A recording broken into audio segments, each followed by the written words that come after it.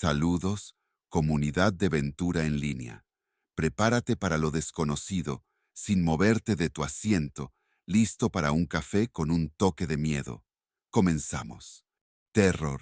En República Dominicana, volumen 2. Bauruco. El secreto del bosque en la oscuridad. Me llamo Ventura, y desde siempre he sentido una conexión profunda con la naturaleza y los misterios que esconden los rincones más remotos del mundo. La Sierra de Bauruco siempre me atrajo, pero no de la manera en que uno se siente atraído por algo hermoso o relajante. Había algo en esa montaña que me resultaba a la vez intrigante e inquietante. Mi familia hablaba de ella con reverencia, mencionando sus bosques y su naturaleza salvaje, pero también advertían sobre su poder para extraviar a los caminantes.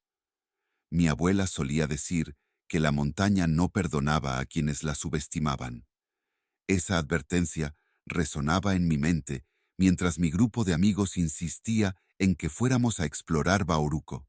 Éramos 5: Carmen, Ramiro, Julio, Anabel y yo. Cada uno de nosotros traía consigo una pasión por la aventura y un profundo amor por la naturaleza. Habíamos compartido numerosas excursiones antes, explorando diferentes rincones de la Sierra de Bauruco, y estaba convencido de que esta sería otra aventura memorable que concluiría con risas y anécdotas alrededor de una fogata bajo un cielo estrellado. Pero la planificación no fue sencilla. Nos costó trabajo decidir el punto de entrada al bosque debido a las múltiples opciones disponibles y a las opiniones divergentes dentro del grupo. Optamos por una ruta poco transitada, siguiendo la recomendación de Ramiro, quien siempre buscaba evitar los senderos más concurridos para tener una experiencia más auténtica y en contacto directo con la naturaleza virgen. Ramiro había investigado extensamente y creía que este camino nos ofrecería paisajes inéditos y una mayor sensación de aislamiento, lo que aumentaba la emoción del desafío. Desde el inicio, el ascenso se volvió más complicado de lo esperado. El sendero, cubierto de maleza y enredaderas, parecía haber sido abandonado por años. Las raíces de los árboles emergían abruptamente del suelo, creando obstáculos naturales que impedían nuestro avance. A medida que progresábamos, la vegetación se espesaba, limitando nuestra visibilidad y haciendo que cada paso requiriera mayor esfuerzo. El aire fresco y húmedo estaba impregnado del aroma de la tierra y las hojas, mientras el sonido de nuestros pasos resonaba en la tranquilidad del bosque. La zona se volvía cada vez más misteriosa, con sombras danzando entre los árboles y una ligera brisa que susurraba entre las hojas, agregando una capa de inquietud a nuestra expedición. A pesar de las dificultades, el espíritu de camaradería y la emoción por descubrir lo desconocido nos impulsaban a seguir adelante, aunque algunos comenzaban a cuestionar si habíamos subestimado los desafíos que nos esperaban en el corazón de Bauruco. Las horas pasaban y el paisaje se repetía una y otra vez. Los árboles parecían clonarse en cada vuelta del camino, y los únicos sonidos eran nuestras pisadas y el crujido de las hojas secas. Sentíamos que avanzábamos, pero algo no estaba bien. Las brújulas no coincidían, y aunque intentamos tomárnoslo con humor, podía ver la preocupación en los rostros de mis amigos. Pero el entusiasmo de Carmen siempre conseguía mantener el ánimo. «No pasa nada», decía con su sonrisa confiada. «Solo estamos perdidos temporalmente». Cuando el sol comenzó a ocultarse, decidimos acampar.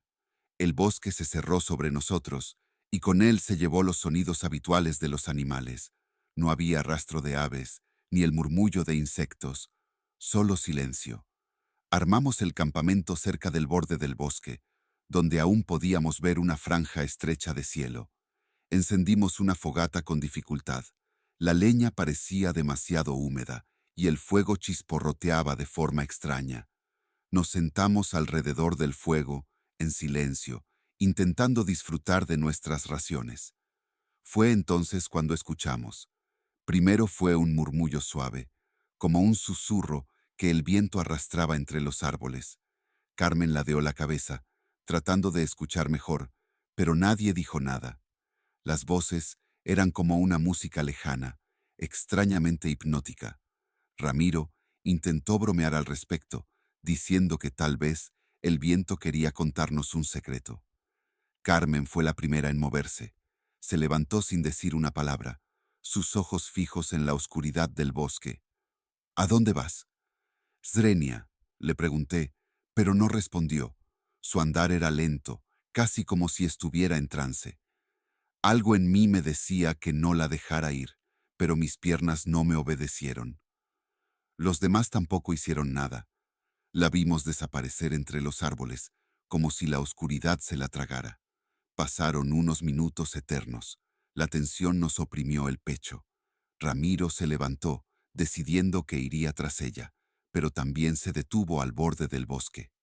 Regresará, solo necesita tiempo. Intentó convencerse, pero Carmen no regresó. A la mañana siguiente, el campamento estaba impregnado de una sensación de culpa y desesperación. Carmen no había regresado, y cada minuto que pasaba sin noticias suyas se sentía como una eternidad. Ramiro, con los ojos enrojecidos y la voz entrecortada, dijo que saldría a buscarla. Julio y Anabel intentaron convencerlo de que esperara, que lo mejor era mantenernos juntos y salir de la montaña, pero él no quiso escuchar. Lo vimos alejarse hacia el bosque, siguiendo las huellas que Carmen había dejado la noche anterior. Las horas pasaban y la angustia crecía. Cada ruido en el bosque nos ponía tensos, pero cada vez que investigábamos, solo encontrábamos ramas secas y el eco de nuestras propias voces. Entonces, escuchamos su grito, un alarido que cortó el silencio del bosque y nos hizo saltar del miedo. Corrimos hacia el lugar de donde creíamos que había venido el sonido, pero lo único que encontramos fue la mochila de Ramiro, tirada en el suelo. Julio notó algo brillante entre las hojas. Era una piedra oscura, cubierta de símbolos que parecían antiguos. Algo en esa piedra me hizo sentir un escalofrío, pero Julio, siempre el curioso, la recogió. «Es solo una roca», dijo, pero su voz sonó apagada, extraña. Desde ese momento, algo cambió en él. Se quedó callado, mirando la piedra mientras volvíamos al campamento, como si estuviera tratando de entender algo que solo él podía ver. Las voces volvieron esa noche, pero ya no eran murmuros lejanos. Eran claras, nítidas, como si alguien estuviera hablando justo a nuestro lado. Julio se quedó atrás mientras caminábamos de regreso al campamento, murmurando algo entre dientes. Anabel intentó calmarlo, pero él la ignoró, sus ojos fijos en la piedra. No podíamos quedarnos más tiempo. El bosque no quería que estuviéramos allí, y la desaparición de Carmen y Ramiro era suficiente prueba de ello. Empacamos nuestras cosas en silencio, con movimientos torpes y apresurados, como si algo pudiera atacarnos en cualquier momento. Julio insistió en liderar el camino de regreso, apretando la piedra entre sus manos. El sendero, que habíamos marcado al subir, parecía haberse desvanecido. Cada vuelta nos llevaba al mismo lugar, y cada árbol se parecía al anterior. Las marcas que habíamos hecho en los troncos simplemente habían desaparecido. Julio comenzó a caminar más rápido, ignorando nuestras advertencias. Su respiración era pesada y sus ojos estaban fijos en un punto que nosotros no podíamos ver. Anabel y yo intentamos alcanzarlo, pero él parecía no escuchar. Entonces llegamos a un claro. Julio estaba de pie al borde de un acantilado, mirando hacia el vacío. Su postura era extraña, como si estuviera luchando contra algo que lo empujaba hacia adelante. Corrí hacia él, pero antes de que pudiera alcanzarlo, dio un paso al frente y cayó. El sonido de su cuerpo desapareciendo en la niebla fue lo único que escuché. No hubo un grito, ni un golpe, solo silencio. Anabel cayó de rodillas, llorando, mientras yo retrocedía, sintiendo que el suelo se movía bajo mis pies. Miré al vacío, pero solo había niebla cubriendo el abismo. Julio ya no estaba. La noche cayó antes de que pudiéramos hacer algo. Encendimos una fogata improvisada con lo poco que quedaba de leña, pero el fuego no quería mantenerse vivo.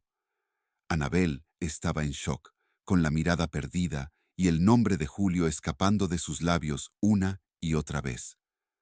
Yo no podía hacer más que mirar al vacío, escuchando los susurros que ahora eran mucho más claros, mucho más cercanos. Cerré los ojos por un momento, tratando de concentrarme, tratando de ignorar el miedo que me consumía. Cuando los abrí, Anabel ya no estaba. Su mochila y su saco seguían allí, pero ella había desaparecido sin hacer el menor ruido. Grité su nombre, pero solo obtuve el eco de mi propia voz como respuesta. Me levanté, girando sobre mis talones, intentando encontrar alguna señal de hacia dónde había ido, pero el bosque estaba oscuro y los susurros parecían rodearme. Caminé sin rumbo fijo, tropezando con las raíces y las ramas caídas, siguiendo lo que pensaba que era el camino de regreso. La oscuridad era opresiva, y cada paso que daba se sentía más pesado que el anterior.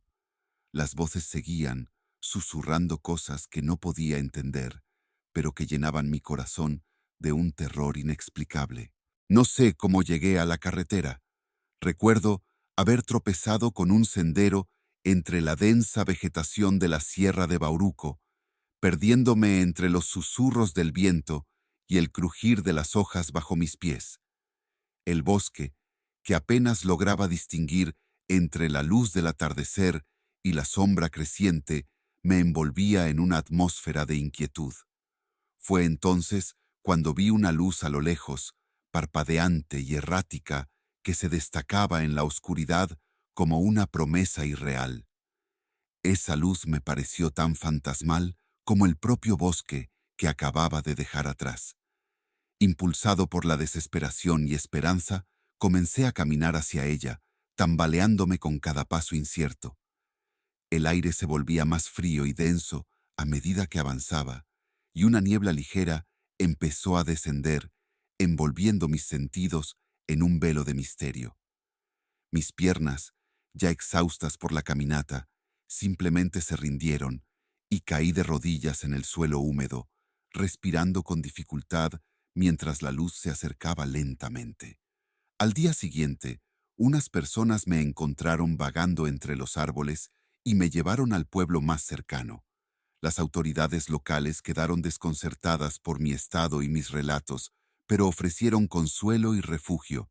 Pero Carmen, Ramiro, Julio y Anabel nunca fueron encontrados. La montaña los había reclamado y algo profundo en mi interior me decía que nunca los dejaría ir. Los rescatistas especularon que probablemente nos habíamos desorientado y que ellos pudieron haber caído por los acantilados ocultos entre la espesura. Pero yo sé que hay algo más. Hay una presencia en Bauruco que no quiere ser descubierta, algo que susurra en la oscuridad, oculto entre las sombras de los árboles, y que atrae a quienes se atreven a adentrarse en su dominio. Desde que regresé, no he podido dormir bien. Cada noche, al cerrar los ojos, el bosque cobra vida en mi mente. Las sombras se mueven furtivamente entre los árboles y las voces nunca se han ido. Son ecos distantes que parecen llamarme, llamando mi nombre desde el abismo verde. A veces, siento una mano fría rozar mi hombro en la oscuridad de mi habitación y una presencia que observa desde el rincón más profundo. Sé que algún día volverán por mí, y esta vez no tendré fuerzas para resistirme. En las noches más oscuras, creo ver una luz parpadeante entre los árboles, esperando pacientemente para llevarme de regreso a Bauruco, donde los secretos de la montaña nunca descansan y las almas perdidas siguen vagando eternamente.